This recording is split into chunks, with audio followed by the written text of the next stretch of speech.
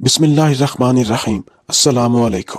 جب سلطان صلاح الدین ایوبی رحمۃ اللہ علیہ نے مصر، فلسطین، لبنان، اردن، عراق کو فتح کر لیا تو دیگر مذاہب خاص کر ہندو اور عیسائیوں کو سب سے زیادہ تکلیف تھی کہ ان کے ملک پر اب مسلمانوں کا قبضہ ہو چکا ہے اور ہر طرف اسلام کے احکام کو پھیلایا جا رہا ہے۔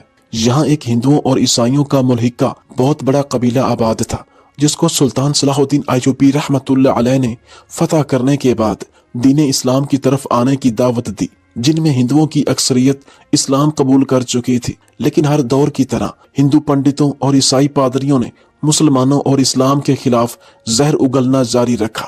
ایسے میں ایک دن سبز لباس میں خود کو مکمل طور پر ڈھانپے چند افراد کا گروہ تیز تیز قدم اٹھائے ایک جانب کو چلا جا رہا تھا۔ ان کے انداز میں بلا کی تیزی تھی اور ان کا سانس پھولا ہوا تھا۔ یہ سلطان اور ان کے 4 سالار خاص تھے، جو ایک ایسی جگہ پر جا رہے تھے جس کے بارے میں جان کر ان کے رونگٹے کھڑے ہوئے جا رہے تھے۔ یہ منزل ایک ایسی جگہ تھی جس کے بارے میں تشویشناک خبریں انہیں کئی روز سے مل رہی تھی، لیکن آج جو خبر انہیں ملی تھی، اس کے بعد سلطان صلاح الدین ایوبی اپنے محل میں رک نہیں پائے تھے اور اپنے تمام ضروری کاموں کو چھوڑ کر وہ اس جگہ کی جانب تیزی سے چل پڑے، کیونکہ آج اگر سلطان صلاح الدین ایوبی ذرا سی بھی دیر کرتے تو نہ جانے کیا سے کیا ہو جاتا۔ یہ 5 افراد بجلی کی سی تیزی سے شہر کی جانب بڑھے جا رہے تھے۔ یہ شہر حال ہی میں سلطان صلاح الدین ایوبی نے فتح کیا تھا اور اپنے احکامات کے مطابق یہاں پر اسلامی قوانین نافذ کر دیے تھے۔ شہر میں ہر طرف اسلام کے مطابق مردوں اور عورتوں کا لباس اور چال چلن صاف نظر آ رہا تھا۔ زیادہ دیر نہیں گزری تھی کہ سلطان اور ان کے سالار خاص اپنی منزل مقصود پر پہنچ گئے۔ یہ ایک ایسا کچا سا مکان تھا جس میں صرف ایک ہی کمرہ نظر آتا تھا۔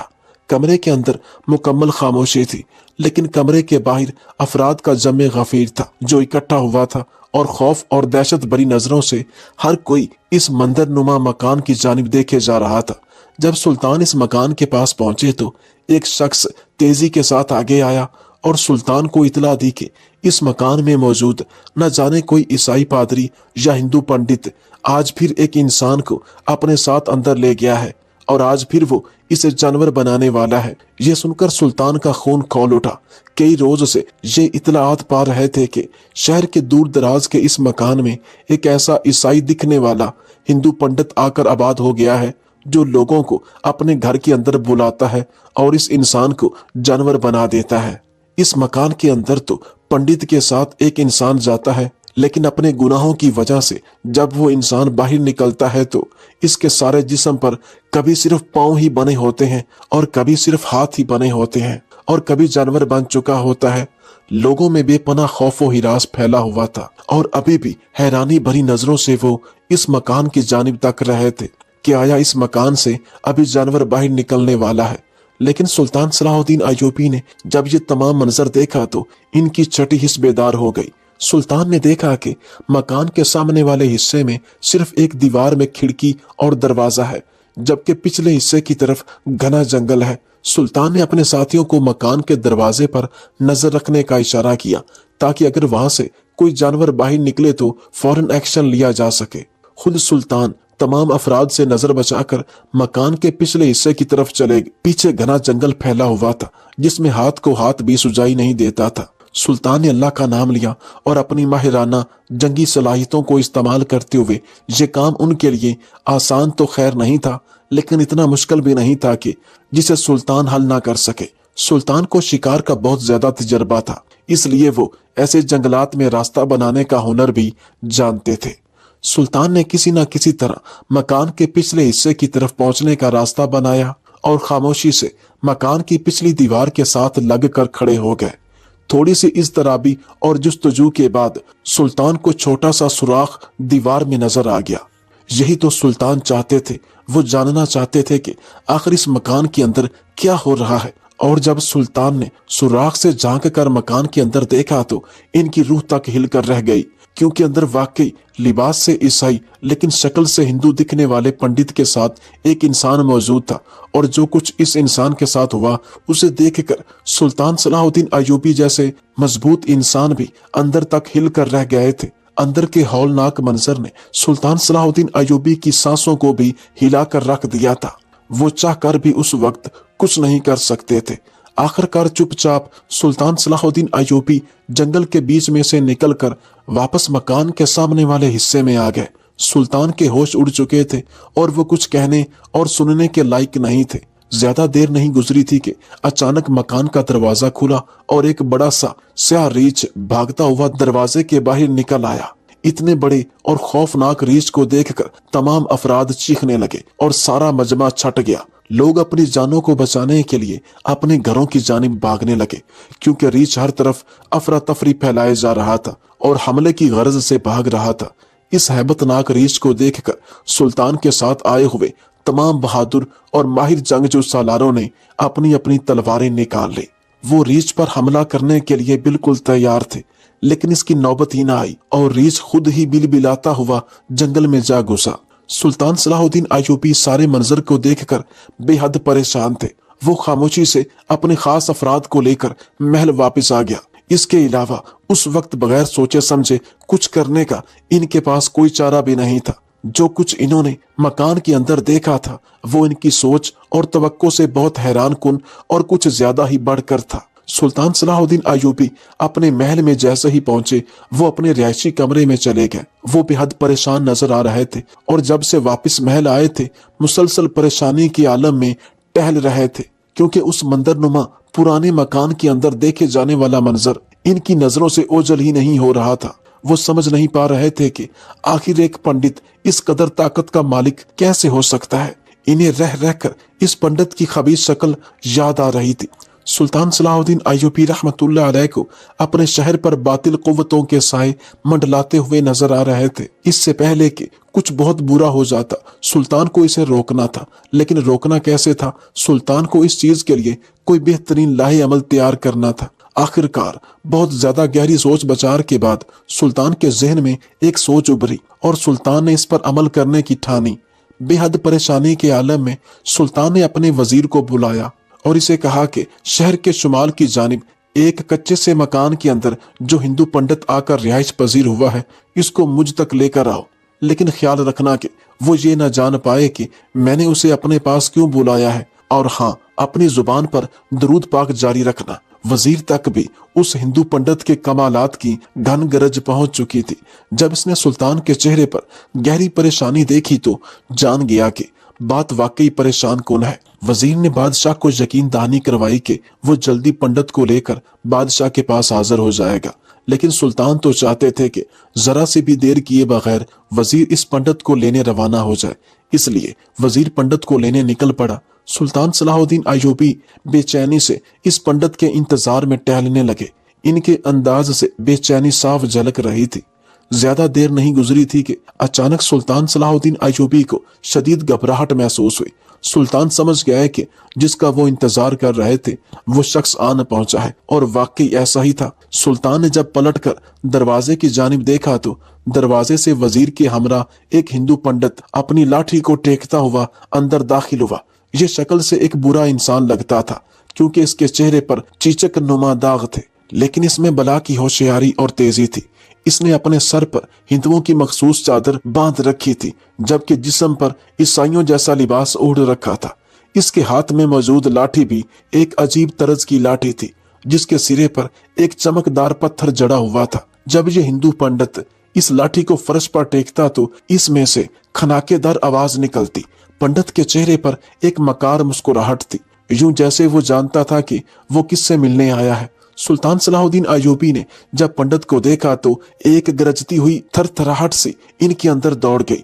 आज सुबह मकान के अंदर देखा जाने वाला मंजर फिर से इनकी नजरों के सामने आ गया। पंडित सुल्तान के सामने आया तो वजीर रुखसत लेकर चला गया। जब पंडित ने देखा कि वो और सुल्तान अकेले रह गए हैं तो इसने पूछा, ऐ मुसलमानों के सुल्तान, तुमने मुझे जहमत क्यों दी है? क्या तुम नहीं जानते कि मैं अपनी कुटिया के अंदर हर वक्त इबादत करता हूँ और मेरा वक्त बेहद कीमती है। मैं इंसानों, खासकर हिंदुओं की फलाह के लिए दिन रात अपने भगवान की सेवा करता हूँ और मेरे पास दुनियावी कामों के लिए वक्त नहीं है। तुमने मुझे यहाँ क्यों बुलाया है? सुल्तान ने जब ये सुना तो गुस्से से सुल्तान की आवाज बुलंद हो गई। सुल्तान ने पंडित से कहा, ऐ पंडित, मेरे सामने अपने झूठे खुदाओं का नाम ना ले जो अपनी मदद आप नहीं कर सकते। वो इंसानों की फलाह या तेरे हिंदुओं की मदद कैसे करेंगे? तू उस कुटिया के अंदर आकर आबाद तो हो गया है, लेकिन अंदर का राज मैं जान चुका हूँ। अब तू मुझे सच सच बताएगा, मैं तुझे बताऊं कि तेरी असलियत क्या है। सुल्तान का यह सुनना था कि बजाय खौफ जदा होने के हिंदू पंडित ऊंचे ऊंचे कहके लगाने लगा। इसके चेहरे पर गुस्सा या परेशानी की बजाय एक फतहमंद तासुर था। यकायक महल के ऊपर एक स्याह बादल मंडलाने लगा जिसने पूरे महल के अंदर अंधेरा कर दिया।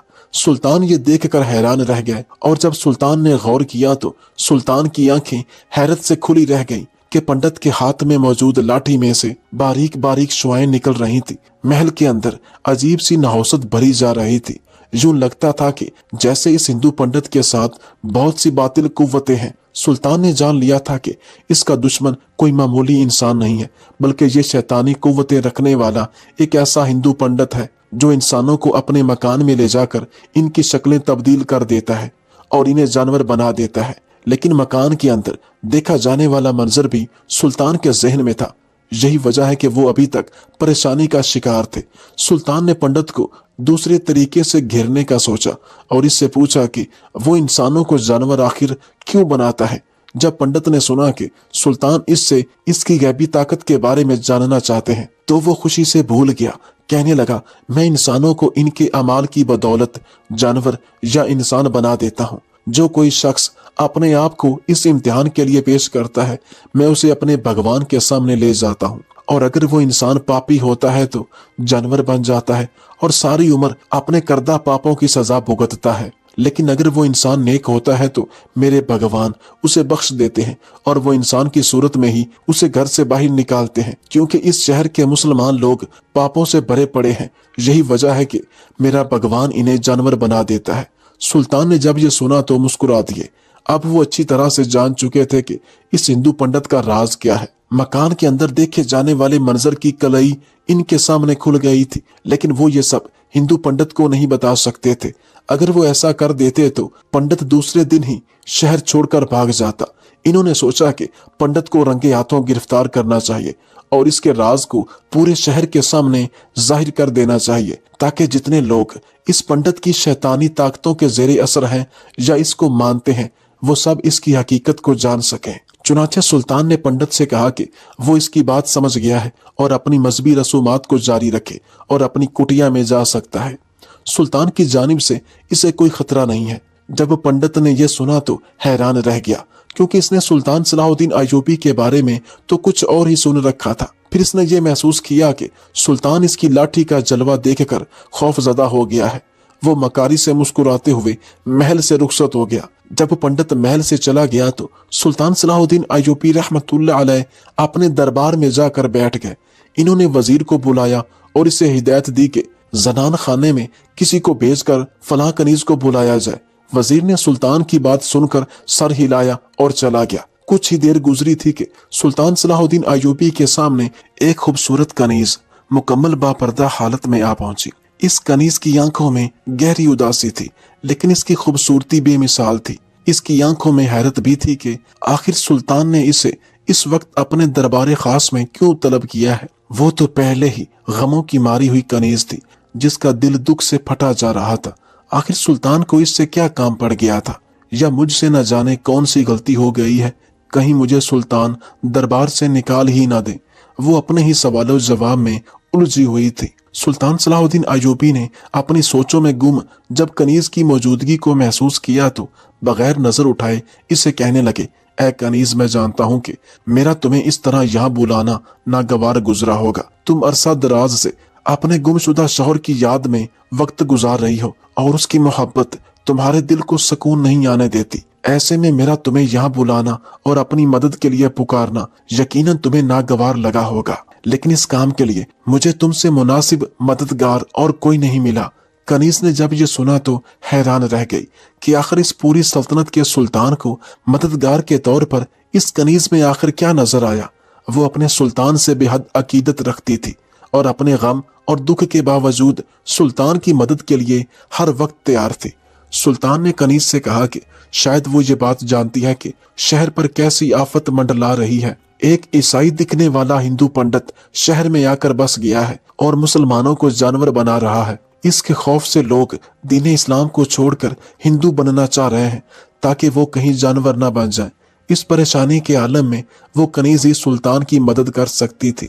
जब कनीज ने सुल्तान के मुंह से हिंदू पंडित का नाम सुना तो समझ गई कि सुल्तान ने मदद के लिए इसका इंतखाब क्यों किया। इसने एक लम्हे की देर किए बगैर सुल्तान से कहा कि मेरे सुल्तान, मैं हर लम्हा आपकी मदद को तैयार हूँ। आप जैसा चाहेंगे मैं वैसा करूंगी और इंशाअल्लाह आपकी उम्मीदों पर पूरा उतरूंगी। सुल्तान ने जब कनीज का ये जवाब सुना तो मुस्कुरा दिए। वो जानते थे कि इनकी रियाया फलाह इंसानियत और नेकी का साथ देने में कभी पीछे नहीं हटेगी। सुल्तान सलाहुद्दीन अय्यूबी ने कनीज के साथ एक लंबी बात की। कनीज अक्लमंद थी, सुल्तान की तमाम बातों को सुनती रही। वो जानती थी कि सुल्तान क्या चाहते हैं और वो इनका साथ देने के लिए बिल्कुल तैयार थी। सुल्तान ने जब कनीज को अपना लाहे अमल बताया और समझा दिया तो इनसे कहा, आज रात तैयार रहना, आज की रात हम सब के लिए बेहद खास है। कनीज ने सुल्तान की बात सुनकर सर हिला दिया और इजाजत लेकर दरबार से चली गई। इसे आने वाली रात के लिए खास तैयारियां करनी थी। सुल्तान सलाहुद्दीन अय्यूबी ने जब कनीज को रुखसत कर दिया तो परेशानी से अपने हाथों को मसलने लगे। इनका दुश्मन चालाक और शैतानी कुव्वतों की वजह से बहुत खतरनाक था, लेकिन वो इससे निपटने के लिए बिल्कुल तैयार हो चुके थे और आज रात इस पंडित का मुकाबला करने वाले थे। दूसरी तरफ कनीज जब बादशाह के दरबार से निकली तो गहरी सोचों में गुम थी। बादशाह ने जब हिंदू पंडित का नाम लिया तो इसका जहन यकायक अपनी पिछली जिंदगी की तरफ चला गया था। वो जानती थी कि सुल्तान ने इसका इंतखाब क्यों किया है। इसका गुमशुदा शौहर जिसे वो बेहद मोहब्बत करती थी और दोनों ने पसंद की शादी की थी, वो भी पहले हिंदू मजहब से जुड़ा हुआ था। लेकिन एक रोज जब इसने कनीज की खूबसूरती को देखा तो अपना दिल हार बैठा। कनीज मुसलमान थी, यही वजह थी कि दोनों के मिलने के रास्ते में मजहब सबसे बड़ी दीवार था। कनीज अपने सच्चे मजहब को छोड़कर हिंदू से शादी नहीं करना चाहती थी, इसलिए हिंदू लड़के ने इस कनीज को अपनाने की खातिर सच्चे दिल से इस्लाम कबूल कर लिया। कनीज ने जब ये देखा कि उस शख्स ने इसकी खातिर इस्लाम भी कबूल कर लिया है और अपना मजहब तक बदल डाला है तो खुशी से बेकरार हो गई और फौरन से शादी के लिए राजी हो गई। दोनों की शादी मजहब के तहत हो गई और कनीज अपने शौहर की मोहब्बत देख देख कर खुशी से फूले न समाती थी। ये वो वक्त था जब इसे दिन रात अपने शौहर की खिदमत करने और खुदा का शुक्र अदा करने से फुर्सत ना थी, लेकिन इसकी खुशियां चंद दिन की मेहमान थी। एक रोज जंगल में शिकार के लिए गया इसका शौहर ऐसा गुम हुआ कि अरसा गुजर जाने के बाद भी पलट कर न आया। कनीज का बेकरार दिल उसका इंतजार अभी तक करता है। हालांकि उसे कई लोग ये कहते थे कि इसके शौहर को जानवरों ने खा लिया था, लेकिन कनीज का मोहब्बत भरा दिल अपने शौहर की मौत को तस्लीम करने के लिए तैयार ही नहीं था। वो अनजाने में दिन रात उसका इंतजार करती, ये जाने बगैर कि वो कभी वापस नहीं आएगा। और अपने वालिदैन के कहने के बावजूद इसने दूसरी शादी नहीं की। बादशाह ने एक हिंदू पंडित से निपटने के लिए इसका इंतखाब इसलिए किया था क्योंकि वो लंबे अरसे तक ऐसे इंसान के साथ रही थी जिसका मजहब हिंदू हुआ करता था, इनके रहन सहन और मजहब से किसी हद तक वाकिफ थी, इसलिए वो सुल्तान की बेहतरीन मददगार साबित हो सकती थी। कनीज अपने घर में जाकर रात का इंतजार करने लगी। दूसरी तरफ महल में सुल्तान सलाहुद्दीन अय्यूबी भी अपनी तलवार की धार पर हाथ फेरते बेसब्री से सूरज के डूबने के मुंतजिर थे। यूं ही रात का अंधेरा फैला। सुल्तान सलाहुद्दीन अय्यूबी अपना भेस बदल कर महल से बाहर निकल आए। एक मखसूस गली में कनीज भी स्याह नकाब में खुद को ढांपे इनका इंतजार कर रही थी। ये दोनों तेज तेज कदम उठाते जनूब की जानिब बढ़ने लगे। इनके कदमों की धूल माहौल को नासाज कर रही थी। इन दोनों का रुख उस हिंदू पंडित के घर की जानिब था। ज्यादा देर नहीं गुजरी थी कि ये दोनों मकान के ऐन सामने जा पहुंचे। रात के अंधेरे में हिंदू पंडित के घर के अंदर एक शमा रोशन थी, जिसका मतलब था कि वो जाग कर अपने मजमूम मकासिद में मशगूल है। हर तरफ शैतानी कुव्वतों का पहरा था। सुल्तान सलाहुद्दीन अय्यूबी ने अल्लाह को याद करते हुए कनीज को इशारा किया, जिसे वो समझ गई और आगे बढ़कर कनीज ने पंडित के मकान का दरवाजा खटखटाया। कई बार खटखटाने पर इस पंडित ने दरवाजा खोल दिया। कनीज जो दरवाजे के सामने खड़ी थी, इसने देखा कि दरवाजा तो खुला है लेकिन पंडित दिखाई नहीं दे रहा। इसने दिल बड़ा करते हुए पंडित के मकान के अंदर कदम रख दिया। सामने हिंदू की काली माता की बड़ी सी मूर्ति रखी थी, जिसके कदमों में पंडित सर झुकाए हाथ बांधे बैठा था। माहौल में सिंदूर और काफूर की खुशबू रची हुई थी। कनीज का दिल कांपा, लेकिन अपने सुल्तान और सल्तनत की मदद करने की खातिर इसने खुद को मजबूत कर लिया और दरवाजा बंद कर लिया। दरवाजा बंद होने की आवाज के साथ ही पंडित ने पीछे पलट कर देखा और ये लम्हा इस कुटिया के अंदर कयामत बनकर छा गया। कनीज अपनी जगह खड़ी की खड़ी रह गई। वो जो इस मिशन पर अपने सुल्तान की मदद करने के लिए आई थी, अपने सामने अपने गुमशुदा शौहर को एक हिंदू पंडित के रूप में देखकर हैरान रह गई। पंडित ने भी जब अपने सामने अपनी बीवी को देखा तो सोचता रह गया। कनीज अपनी पूरी तैयारी के साथ आई थी, ये जाने बगैर के सामने इसका शौहर ही मिल जाएगा। जब इसे ऐसी गैर मुतवक्के सूरत हाल का सामना करना पड़ा तो इसके हाथ पैर फूल गए और वो भूल गई कि वो यहाँ किस मकसद के लिए आई थी। हिंदू पंडित उठकर कनीज के सामने आया। इससे पूछने लगा कि आखिर इसने ये पता कैसे लगाया कि वो जिंदा है और इस मकान के अंदर रह रहा है। कनीज खामोश खड़ी थी, मगर वो जान रही थी कि इसके शौहर ने इसके साथ धोखा किया है। इसने मजहब इस्लाम को दिल से कबूल नहीं किया था और जैसे ही इसका दिल कनीज से भर गया, इसने जंगल में खो जाने का बहाना करके कनीज को छोड़ दिया और गायब हो गया। और आज वो फिर से एक हिंदू पंडित के रूप में मौजूद था, जिसका यही मतलब है कि वो दोबारा से हिंदू बन चुका था। कनीज ने जब इस बात पर गौर किया तो अचानक से इसका दिल अपने शौहर के खिलाफ नफरत से भर गया। जो मोहब्बत इसके अंदर अपने शौहर के लिए थी वो खत्म हो गई और इसकी जगह नफरत और गुस्से ने ले ली। अब वो ज्यादा ख्वाहिशमंद थी कि सुल्तान का साथ देकर हिंदू पंडित का राज फाश कर सके, लेकिन हिंदू पंडित ये बात नहीं जानता था। वो समझ रहा था कि इसकी बीवी इसका पीछा करते करते यहाँ तक आ पहुंची है। इसने अपनी बीवी को मुखातिब किया, कहने लगा, मैं मजबूर था, मैं तुमसे मोहब्बत तो करता था, लेकिन मैं अपना मजहब नहीं छोड़ सकता था। मैं अकेला नहीं, मेरे साथ कई लोग जुड़े हुए हैं। हम लोग इस पूरी दुनिया में हिंदू राज के लिए काम करते हैं। ईसाइयों का एक बहुत बड़ा गिरोह हमें मदद फराहम करता है। हमारा मकसद बहुत खास है। इस खास मकसद को पाने के लिए मैंने अपनी मोहब्बत की कुर्बानी दे दी और तुम्हें छोड़ दिया, लेकिन आज तुम जब लौटकर मेरे पास आ गई हो तो अब तुम भी मेरे साथ शामिल हो जाओ। मेरी इस छोटी सी दुनिया में मेरे हर राज के साथ में तुम्हें जरूर शरीक करूंगा। पंडित की खुशी दीदनी थी, लेकिन कनीज तो कुछ और ही सोच रही थी। वो कन निगाहों से इसकी कुटिया का जायजा ले रही थी, जिसमें सिर्फ एक खिड़की और दरवाजा था और जिसे बाहर से आसानी से देखा जा सकता था। कमरे का फर्श मुकम्मल मिट्टी का बनाया था, जिसमें से किसी दूसरी जगह निकलने का कोई रास्ता नहीं था। तो फिर आखिर ये पंडित इंसानों को जानवर कैसे बनाता था? क्या वाकई वो कोई जादूगर था या फिर ये कोई शोबदाबाजी थी? इसी बात का पता लगाने के लिए तो कनीज यहाँ आई थी।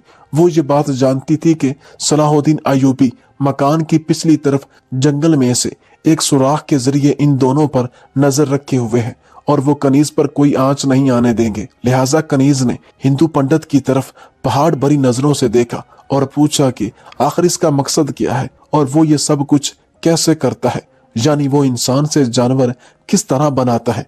इतनी बड़ी ताकत इसके पास आखिर कैसे आई?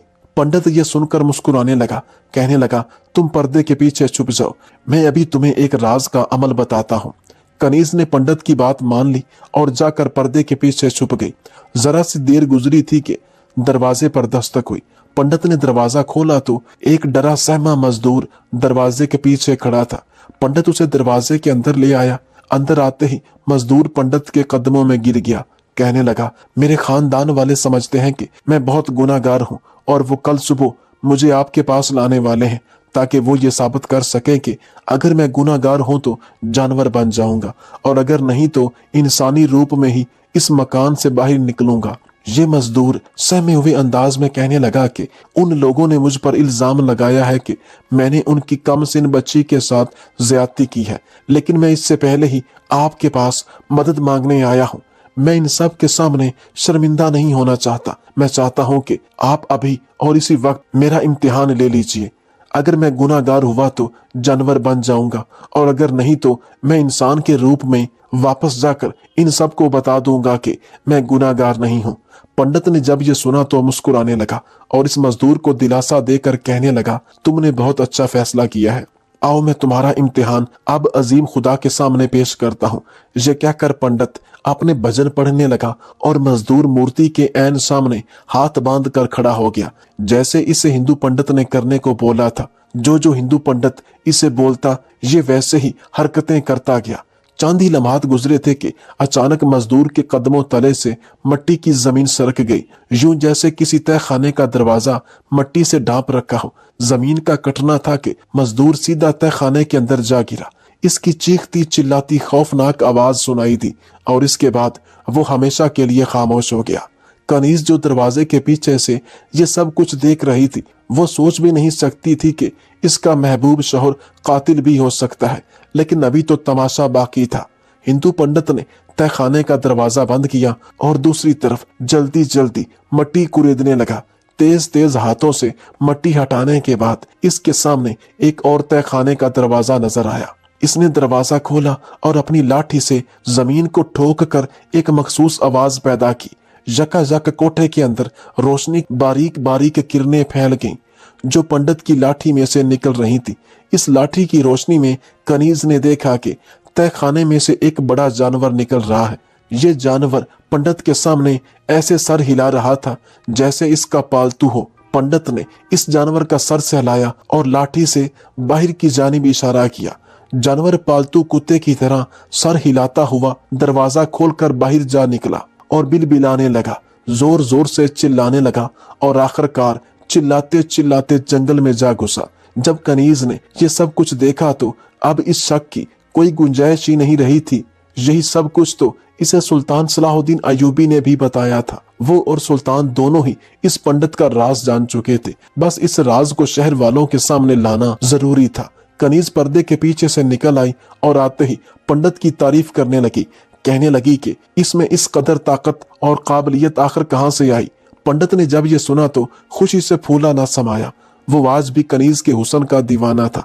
इसने कनीज से कहा कि वो एक मामूली सा हिंदू सेवक था जिसे एक बड़ी तंजीम ने अपने बड़े बड़े मकासद के लिए चुन लिया है। ये तंजीम इसी तरह मुसलमानों को कुचलती है, बाज को बचाकर हिंदू मजहब में ले आती है और बाज को मार डालती है। जिनको अगवा करती है उन्हें मजबूर करके मजहब तब्दील करवाया जाता है और बाद में उसी जगह पर मुख्तलिफ शैतानी मकासद के लिए इस्तेमाल किया जाता है। इस तंजीम के कब्जे में कुछ शैतानी मुक्कलात भी हैं जिनसे ये लोग अपने काम निकलवाते हैं। ये हिंदू पंडित भी इसी तंजीम का एक रुकन है और इस कुटिया में बैठकर इनका काम कर रहा है। जब हिंदू पंडित ने कनीज को अपने बारे में सब कुछ सच सच बता दिया तो इससे कहने लगा कि वो चाहता है कि कनीज फिर से इसके साथ रहने लग जाए, बिल्कुल पहले की तरह, इसकी बीवी की हैसियत से, क्योंकि अब वो मालदार है और इसे हर खुशी भी दे सकता है।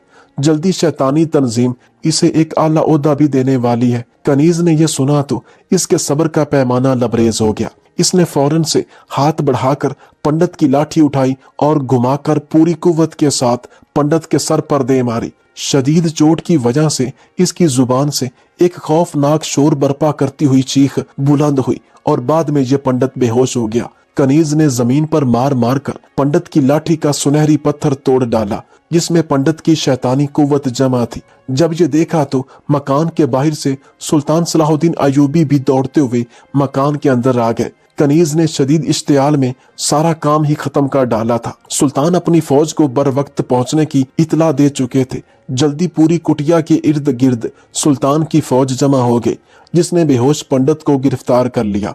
शोर की आवाजें सुनकर पूरा शहर ही उमड़ आया था। सुबह का सूरज निकलने वाला था जब सुल्तान सलाहुद्दीन अय्यूबी ने इस मकार पंडित को गिरफ्तार किया और तमाम शहर वालों के सामने तहखाने का दरवाजा खोला जिसमें कई मुसलमानों के लाशें पड़े थे।